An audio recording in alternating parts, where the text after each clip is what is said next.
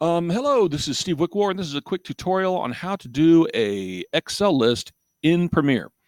Basically, what you do is you go to your Excel list and you have this super long list of yearbook kids.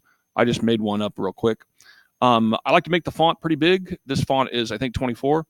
And then you select it, right-click it, and copy it to the clipboard. Then if you'll just minimize this, the other program you're going to need is Photoshop. Once you open Photoshop, like so, and you're just to the landing screen here, click on File, New, and by default, it's going to match whatever size that little clipboard is. So as you can see, we have a crazy height here of 5,000 and a width of 300. I'm going to click Create, and it basically already shows you how big what the space is going to be needed for whatever you have on your clipboard. So then all you got to do is paste it, edit, paste. Okay, once it's pasted, you can't really see it as well, but if you want to zoom in, you can tell that it is huge. Okay, I'm going to zoom back out. And now we're just going to save it as an image file. Okay, so all I do is I go File, Save As. Down here, I choose JPEG and call it whatever you want. We'll just call it Test. I'm just going to save it to the desktop. And I'm going to go ahead and click Save. Once it's saved, minimize Photoshop, and now you're ready to open Premiere.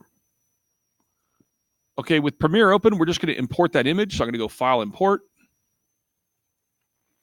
And I'm going to try to find it on my messy desktop. And here it is. You can tell it's real long. I click Open. And now it's just a matter of making it scroll. To make it scroll, you drag it down to the timeline.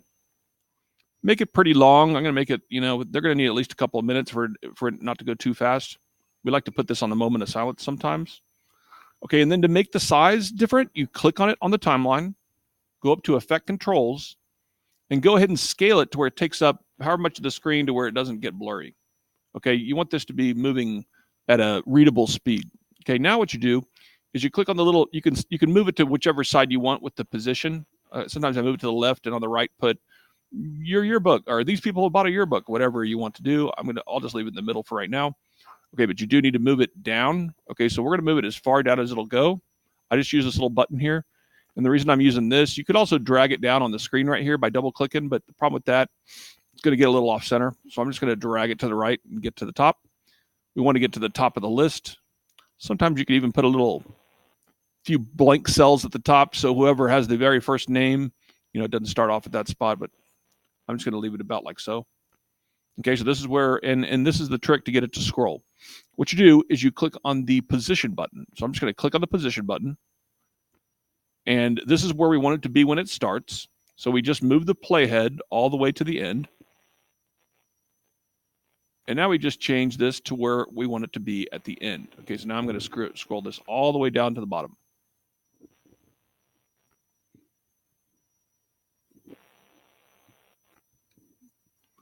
Once I get it all the way to the bottom, we should have our scroll.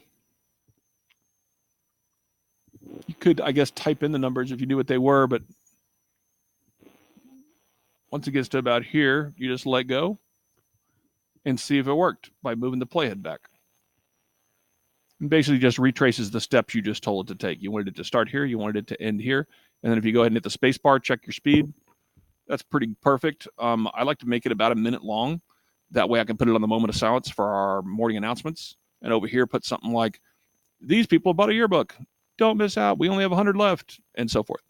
So we'll put this on there periodically. And that's basically how you do it. I hope that explains it. Any more questions, please feel free to shoot me an email at swickww@neisd.net. That is all.